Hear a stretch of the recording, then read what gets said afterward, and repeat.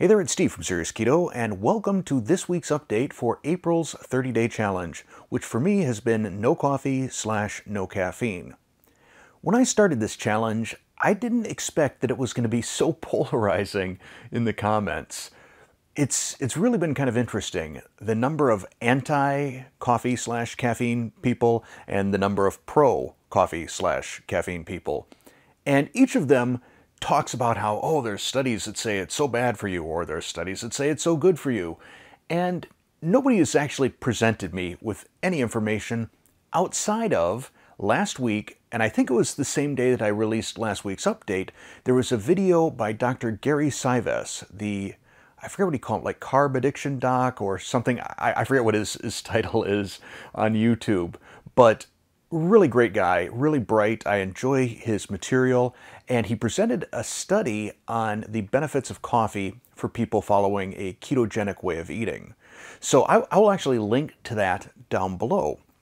Now, I also don't know if you've noticed, but my overall demeanor here is significantly improved over last week.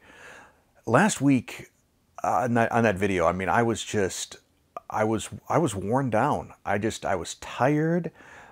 I wasn't falling asleep easily. Fortunately, I was sleeping through the night, but it was taking up to an hour for me to fall asleep when I'd go to bed. By 11:30 in the morning, I felt like I needed a nap. I just had this general sort of malaise about me. Not quite depression, but I wasn't having any fun. My workouts were suffering, and I'm pleased to say that is all gone now. I have energy, I have focus. My workouts last week across every single strength training exercise I did were personal bests. And I'm sleeping again, things are feeling great. Here was what happened. I started drinking coffee again. And oh my, what a change. I realize some of you right now are probably getting all ready to freak out and start typing something like, oh, caffeine's a drug and you're an addict and all of that stuff. If it makes you happy to do that, go ahead, type that. But it's not going to change things for me. When I set out to start these challenges throughout the course of the year, it was not to become a monk. It was not to subject myself to unnecessary discomfort or pain, but rather to try different changes to my lifestyle to see, did they improve things? Did they improve my health? Did they improve any of my biomarkers? Did they improve my mood? Just general quality of life.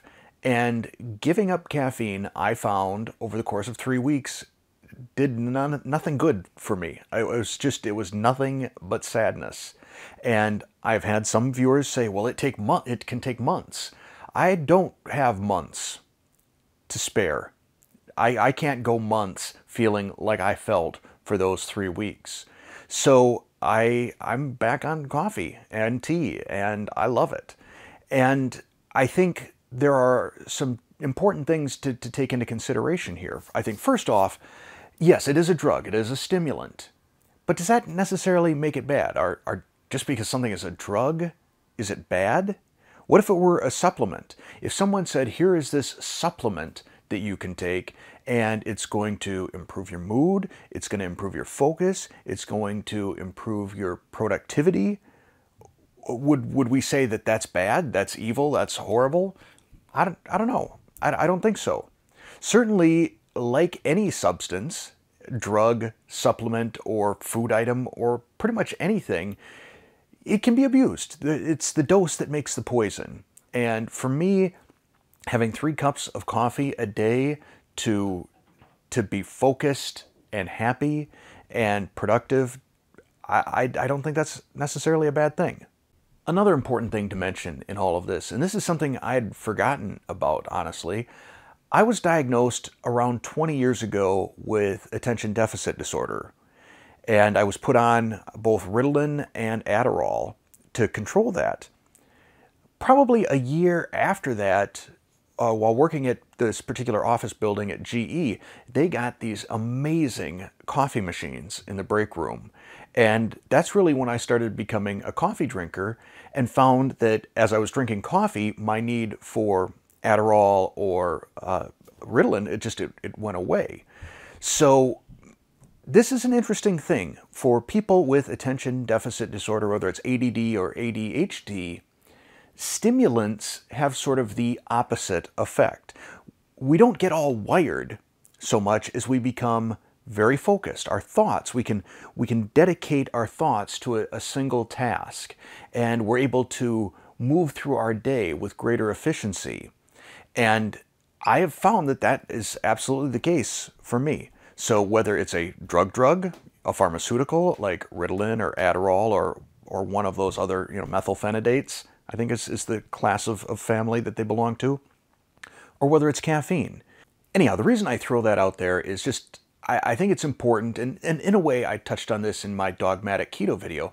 It is important for people to understand that just because something affects us or is true for us in terms of diet, in terms of anything we put in our body or do to our body with exercise, doesn't necessarily mean that it's a universal truth and that it's going to affect everybody else the same way.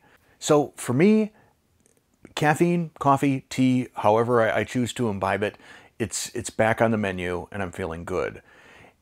I will come back again next week and take a look overall at the month at the various biomarkers. I'll be especially interested to see if my morning blood glucose stabilizes. I had showed last week how I was seeing some really, really pronounced dawn effect going on when I wasn't having caffeine, and it'll be interesting to see if that continues. Now, I'm wearing a continuous glucose monitor, but I find with the Abbott Freestyle Libre, about 1 out of every 4, 3 or 4, I get some really, really wonky readings. And that's what's going on with this current meter that I'm on. I just replaced the meter a few days ago, and I'm reading some very high readings that are at least 30 points higher than if I do a blood test at the same time. So I may need to replace my blood glucose monitor or my continuous glucose monitor and see how things progress over the course of this week, whether I'm seeing a stabilization in that morning glucose. I'll also take a look at blood pressure numbers, resting heart rate, etc. And I think, though, you kind of know what my final verdict is going to be. At least for me, caffeine is back.